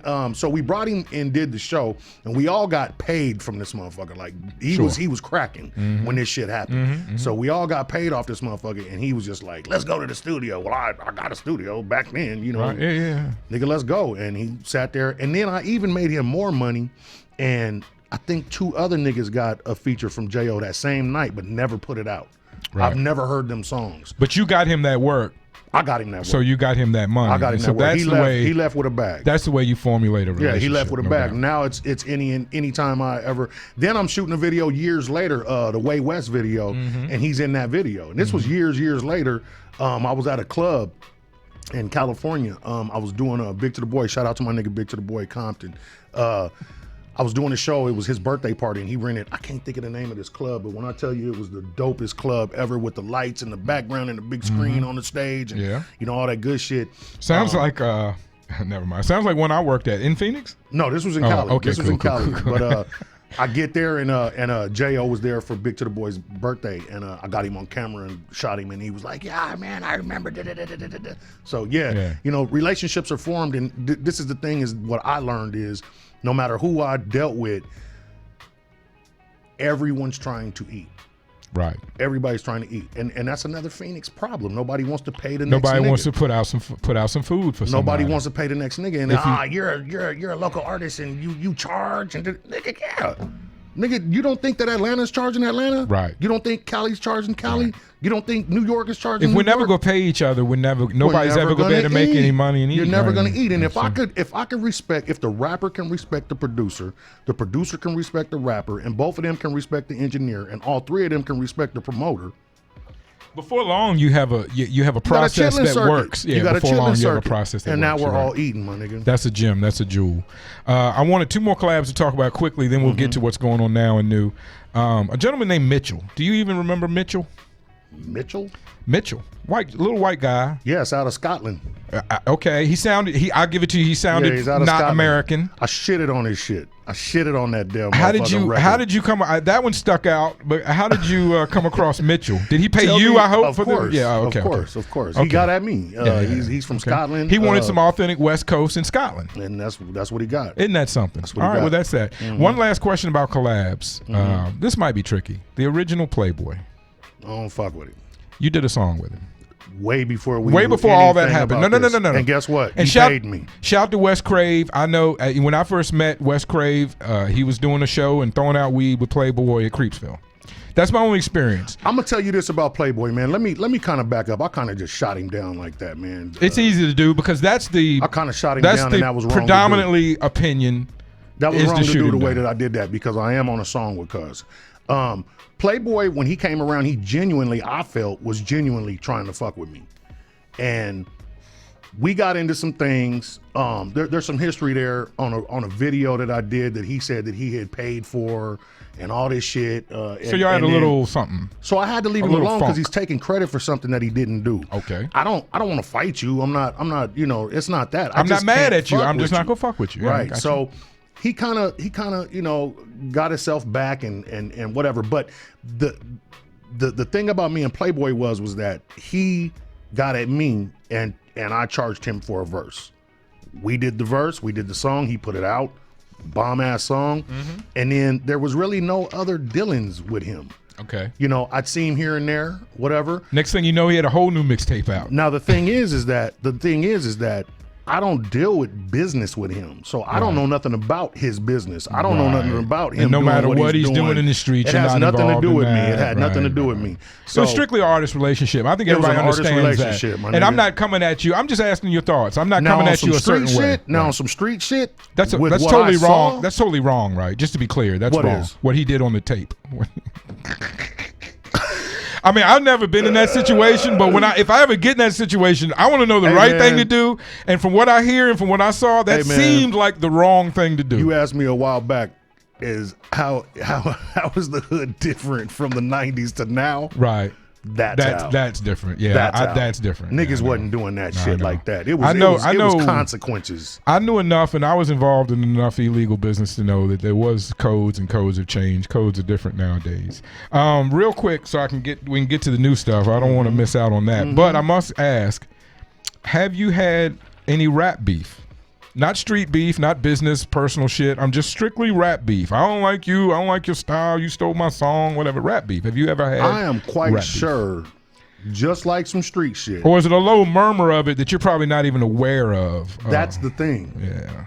Because nobody brings it to you. That's the thing. I hear stories that I'm an asshole. Nobody usually tells. Only my good friends tell me up front. That's the same thing that I'm saying about folks that come to my studio, and I'm gonna put Crondo out there. Okay. Crondo, I did a lot of music for them while they were in transition from studio to studio. And shout out to Crondo. Shout out to our Black Fathers Committee. Shout out to Rich Grand.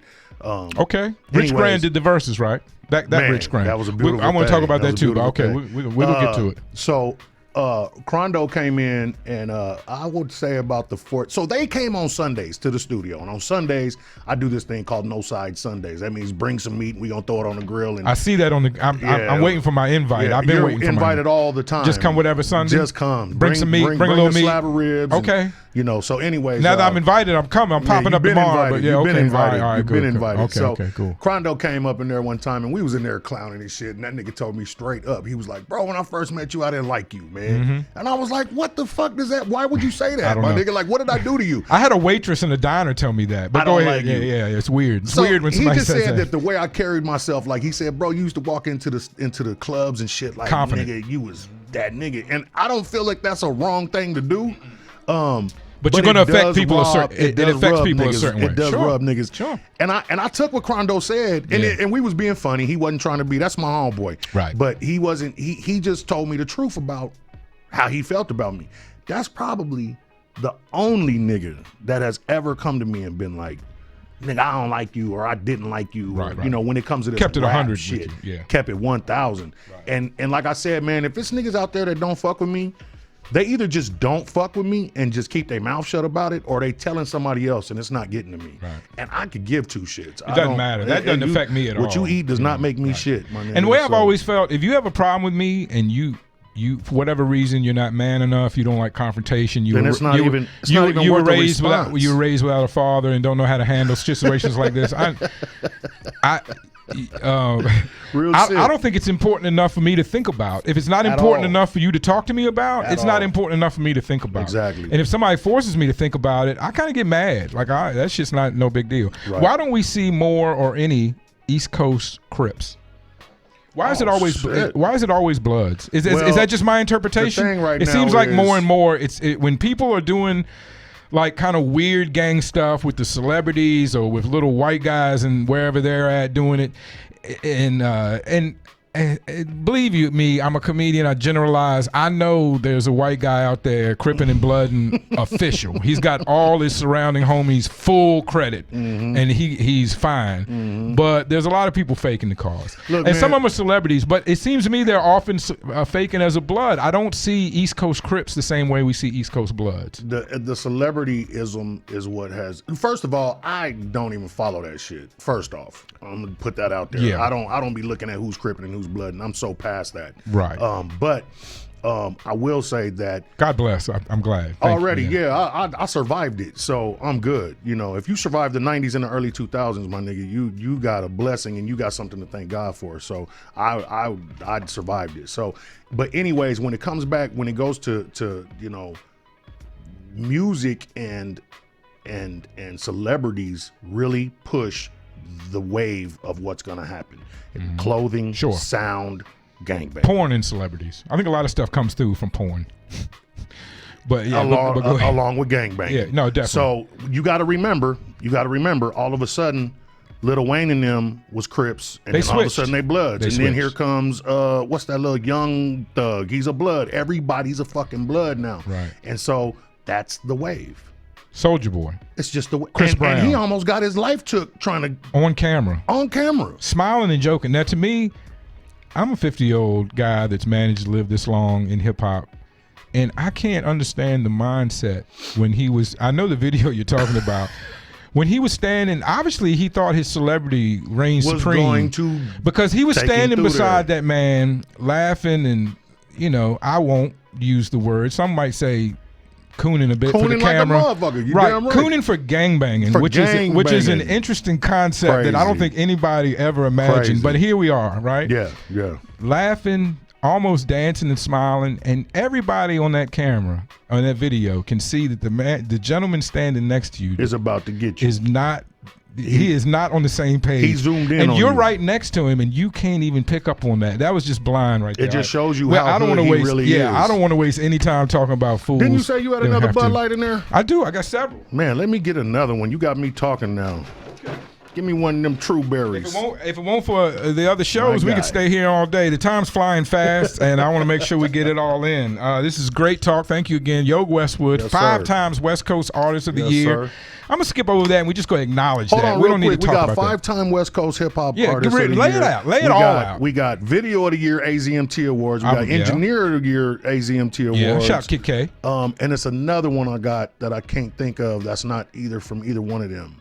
But my mantle is got some trophies on there. Man, it's a beautiful thing, and I'm Yeah, glad because you blessed. deserve it. You know, Blessed. people that operate in the independent underground circuit don't always get that kind of recognition. So I'm so happy you did get that. Let's talk about the versus battle, which I would just say congratulations to you, Wax, and Rich Grand, everybody, Blaze, that was involved.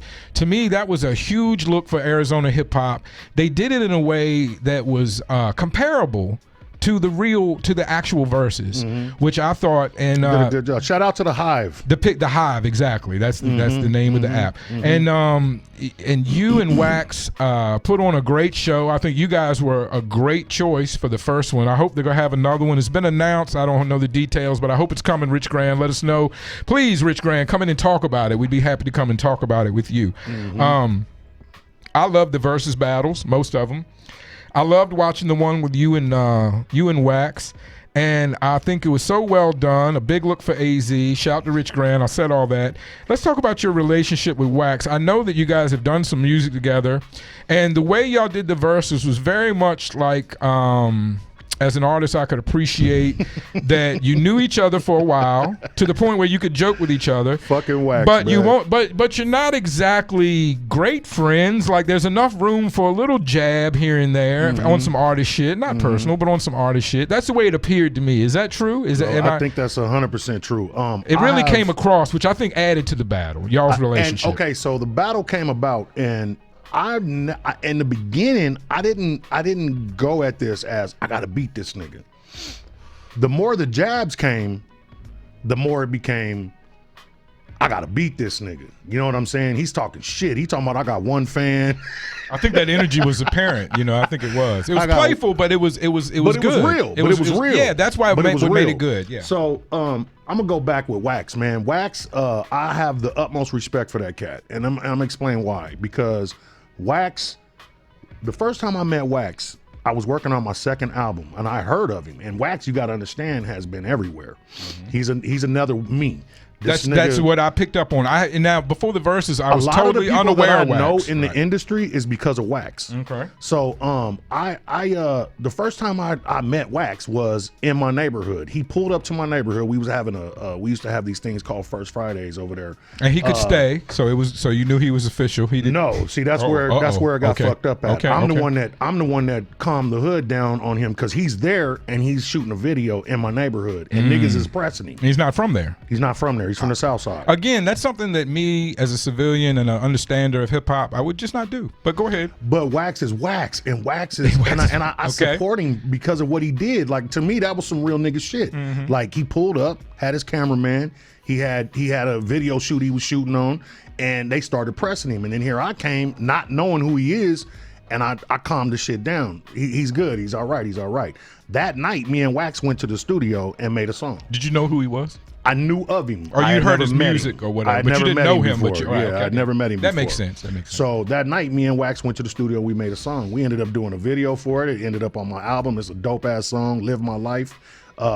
So we, later on, and this is how I got introduced to the West Coast Hip Hop Awards. Now my album is done. After this, me and Wax is fucking with each other. So my album is done, and Wax's album is done. And I think it was called No Local Support. And no, matter of fact, it was Bricks and Elbows, Volume 2 or some shit. So anyways, he's got his shit together, and this nigga's on his way out to California for the West Coast Hip Hop Awards. So he calls me, and he was like, bro, I want you to go out here with me. Let's spend 2 weeks out here in California, go rent us a B&B, and chill. He was like, I need you to get your music together, your albums, nigga, let's go out here and really push. So I go out there with him. We rented us a Airbnb, had a great time, but what I started realizing was that Wax had this sold up. And so this is another thing that niggas don't understand of how to play their part when it's time to play your part. So I get out there and I have 500 wrapped up CDs, posters, everything. Guess how many I gave out? 5. But there's a reason for that, because when I got there, Wax is talking to cocaine. He talking to Spice One, caffeine off of Menace to Society. Okay. You know, the nigga that did the shooting and got beat up. You know, he's talking to these real Mac Lucci. Okay. Like, I'm like, damn. You know, so I played my part. This wasn't my time. I understand what you want me to do, Wax, but this is Wax's time. Wax, you're doing an album release party. This nigga's got the Midnight Records in downtown Los Angeles hosting his that's major. Right. He's getting an award. He's performing at the Hip Hop Awards. I played my part and I stayed in my position. And when I did that, I came out there as a real nigga supporting my nigga, not the artist. Yo, look at me, look at me, look at me. Artists don't understand how to do that. When it's not your time, play your part. It doesn't mean it's never going to be your time. So anyways, you know, Wax took me out Respect to there. you, and the jewel is to like exactly what you said.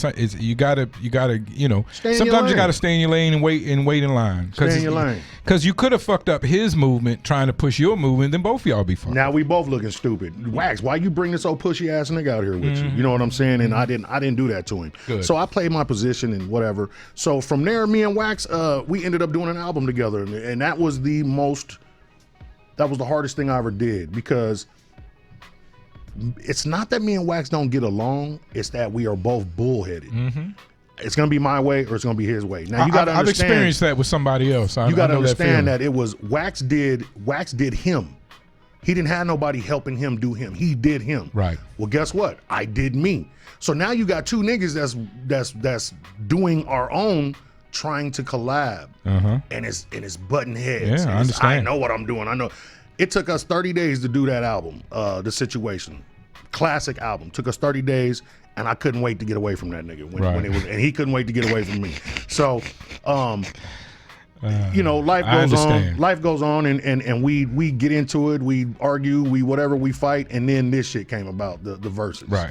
And so when it came to that, Wax had been recording out of my studio a little bit lately, a couple of months before the verses had hit.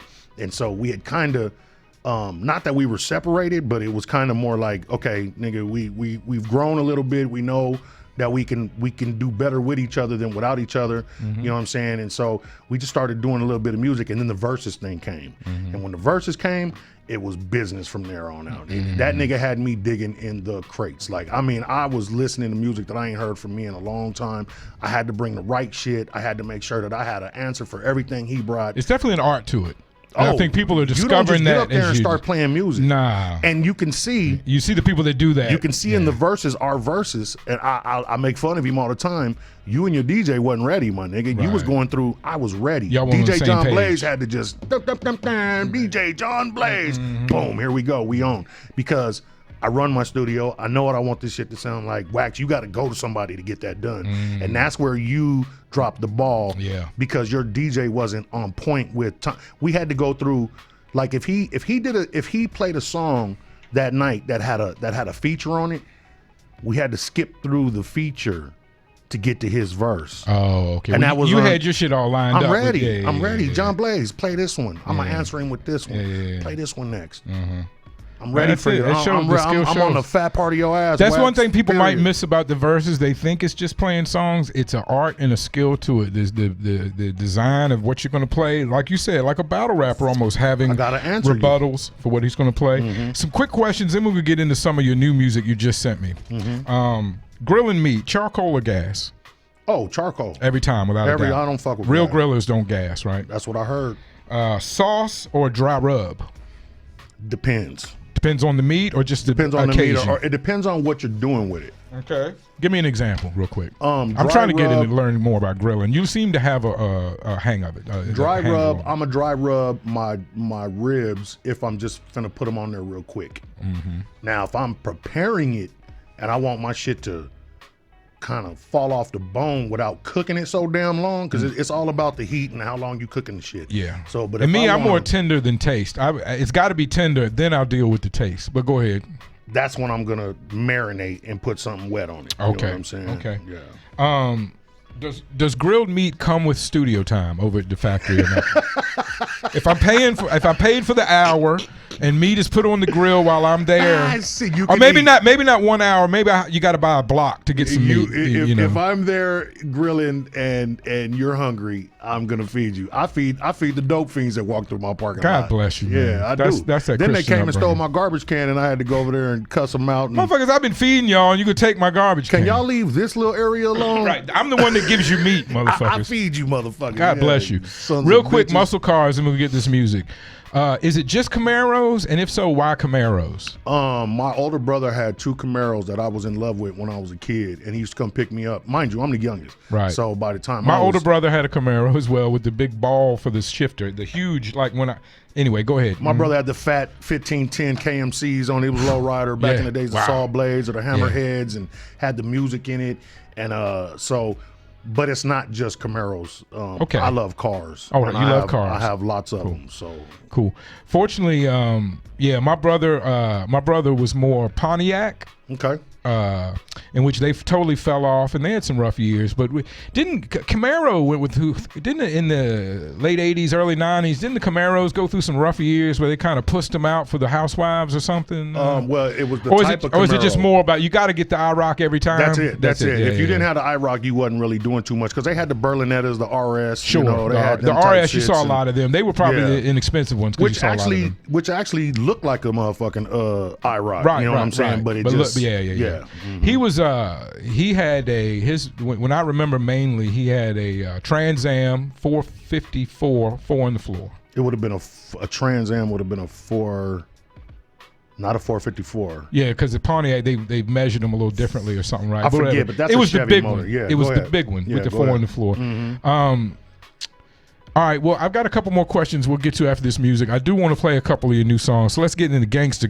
Is that cool? Gangster, let's do it. Let's do it right now. It ain't no love in these streets. Respect the underground radio. Gangsta, gangsta. The fuck it ain't yelling. Gangsta, gangsta. The fuck it ain't yelling. It ain't no love in these streets. 45 on my lap. Yeah. Gangsta, the fuck it ain't yelling. Gangsta, gangsta. The fuck it ain't yelling. Yeah, I just heard it on the news that the homie from the turf gave another nigga the blues. Said he had him stressing, so he got the Smith & Wesson, taught his ass a lesson. But I thank God for my blessing, and I don't question why I ain't 6 feet deep resting. I keep a clip in the seat and one in the heat for you niggas in these streets. Yeah, my big bros taught me that, and how to make it clap, and how to sell yak. How to get it all back, and how to secure the front door to the trap. It's a war on the forefront, so I'm smoking niggas like blunts when I'm on the hunt. Yeah, the chumps need to beware. I know about this and that there. I ain't never scared. These streets, man, it's so hardcore. They pray for the beef, man. They heartbeats war. They so gangsta, gangsta. The fuck it ain't yelling. They so gangsta, gangsta. The fuck it ain't yelling. Lips in my seat with a chopper on the floor. 45 on my lap in case a nigga want war. I'm so gangsta, gangsta. The fuck it ain't yelling. I'm so gangsta, gangsta. Damn, like it ain't. The little homie just did dirt. For you off-brand niggas that's put in some work. Said he want the snitch nigga mama to hurt. Even showed up on the day they put him in the dirt. Now that's gangsta, nigga. And them Yo, some we'll be right killers, back. nigga. Hold tight, we The coming game right sound back. Good, but you ain't a real one, nigga. I'll make you feel one, nigga. Nah, it ain't like it was. We ain't even blood, cuz.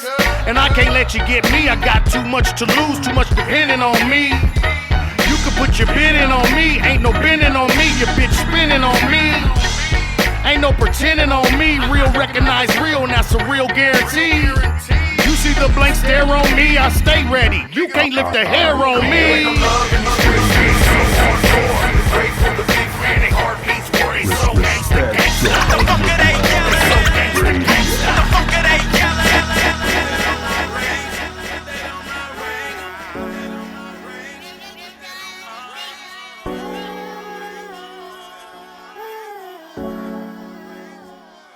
I put that on my rings and my chain and my gang, and I put that on me. Put that on my gang and my chain and my rings, and I put that on me. Show 'em how we feel.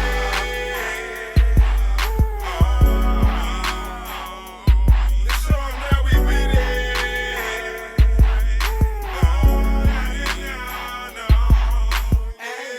I was waiting to see Knock walk out them prison gates. Granny said when we was young, she knew we would be great. I know your type, get this young chop because you niggas hate. You ever seen a nigga die, the last look on his face? And I'm from a grimy place with nothing to say. Niggas killing shit for nothing, we switch up the pace. Knock took his own life before he seen him gates. Radio. With all that working for his Respect now it carry the weight. underground Janky low radio. My nigga boy Blue, Big Sad and Big Smitty, Mafia Pooh, Fat Rat and Baby Doc, that's just the name of few. We just lost Big House, come see life through a nigga view. I wear this go because I I ain't got shit to prove. Come here tripping if you wanna get your shit removed. I had to link with Westwood, come fuck up the booth. Cause the gang we either made can fuck up your Rings in my chain and my gang, and I put that on me. Put that on my gang and my chain and my ring, and I put that on me. Icon Radio.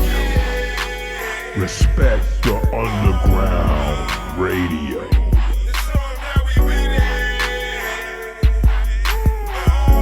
The one and only YOG Westwood. New music. I never called on a nigga when it came to that trigger. Surgical with that splitter, certified hood nigga. Dealing with these killers, so-called heavy hitters, underground go-getters, heavy smoke out the swishers.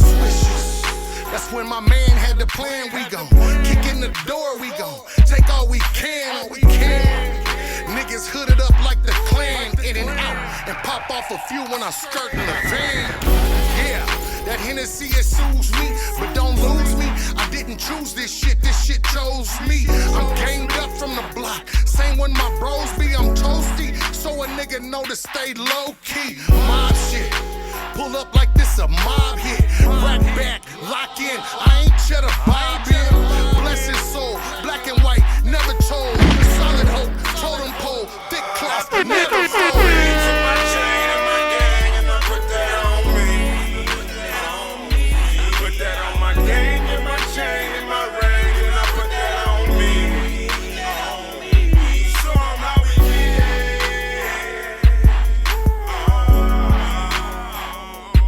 Show 'em how we with it. He goes in the studio. Hey, I got about 4 or 5 more blue boys. They for yours, they for you. I'm not ready. All right, that's right. Got 4 or 5 more blue boys in the corner. Bluebirds, blue buds. What do y'all call them? Blueberries. Blueberries. That's it. I got it now. I got it. Mm-hmm. All right. Well, like I said, a few more blueberries, a couple lighters, just so you remember the experience. And to be honest, if you don't want to take the red one, I understand.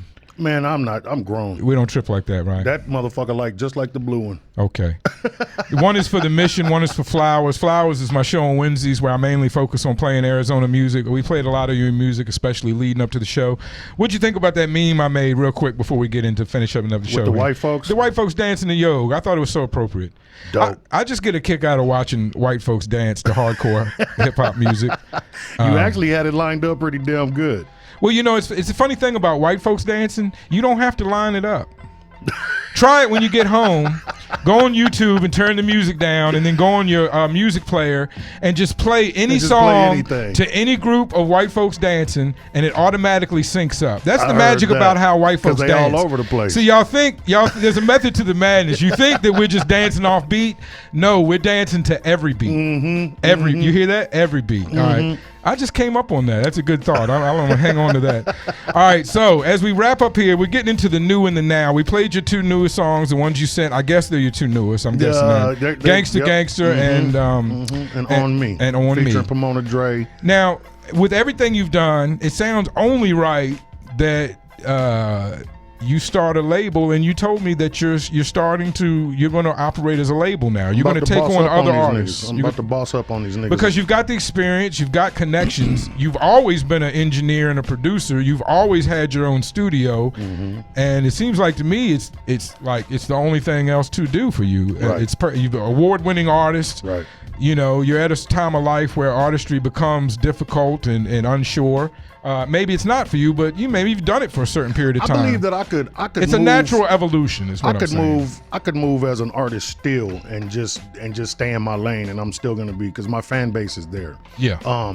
But like I said, man, it's always time to, like you said, evolution is inevitable. It's gonna happen, hopefully, for. Well, I think you either stop or you evolve. Like a lot of people just stop at certain points way before you kept going. So I don't think that you quit music. I think music quits you. You know what I'm saying? That's a lot of truth to that too. I've thrown in the towel a million times and right back up. Music came and got you again. Yeah, came and got me, knocked on my door. Collabo or something came back around. Right? Period. And so right now, I just know that I got a lot of artists that come through my studio that are fucking bomb ass artists. You see the potential. I see it. I just hope they see it. Right. And I'm trying to. I don't offer up what I know and what I can do for you because I don't want to fail you. Yeah. And what I mean by that is I don't want you to fail you under my watch. Right. I'm not gonna fail you. You're the only one that's gonna fail you fucking with me. Yeah. Because I'm real about what I'm talking about and what I'm doing. So it's a lot of patience that it's gonna take. It's gonna take a lot of conversations with some niggas to make sure that they on point. But I do feel like I have enough to where I could give you. Can I make you a star? I don't know that. But I think you could give them the tools. I think become the star. I think becoming a star is for sometimes it's just time, circumstance, and luck, things beyond your control. Exactly. I think you can prepare yourself and work hard, and I think you can forge a career even without stardom, maybe like a lot of people do, especially on the West Coast. Right. To me, that's the tradition out here. Right. So it's big things. I'm so happy you're doing it. My only question is, should artists reach out to you, or are you mainly? It's gonna be me picking. Are you mainly taking with. On the people that you experience in your studio? I'm gonna. Is there any chance of an artist who hadn't recorded at your studio to have a meeting with you and make this happen? 100%. But this is the thing. This is what they gotta understand is that right now I'm putting the record label together. I'm in talks with Sony right now. Yeah. I got a meeting That's out. Big. It's very big. That's big. My manager, who manages YOG WESTWOOD, is now the president of the Factory Music Group. Smart. Got it. So he's in Atlanta now, and he just signed. I forget the dude's name. Anyway, he's a white rapper and he's on that Post Malone type sound. Just 3 days ago, he was signed to Sony. So they're in the studios right now. And so I have a meeting out there when I get there. My meeting is just ready for me to get there, but I got to get my shit together first. Understood. I got to get my package together before I go out there and start, tooting my horn. Sure. So,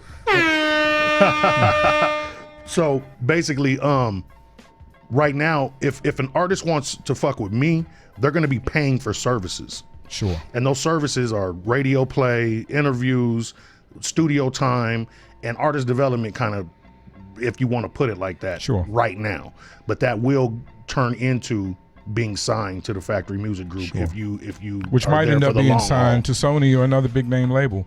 Well, that's the goal. That's the goal. Yo, it's been an hour and a half due to time constraints. We have to get out of here. I can't thank you enough for sitting down with me. This is exactly what I wanted the mission to be. Man, appreciate And you. I think this is a great first episode to launch the whole thing and to give artists the opportunity to explore their mission, and you've dropped so many gems. If people listen to this and listen to what you've described and explained through your career, I think just today and what you've told people, you've helped artists tremendously if they're willing to accept the jewel and listen. Exactly. I can't thank you enough for sitting with me. I got some more blueberries for you. Thank you so much. Ladies and gentlemen, YOG WESTWOOD, y'all. That's it. Stay up. 411 show coming up next. Hold tight.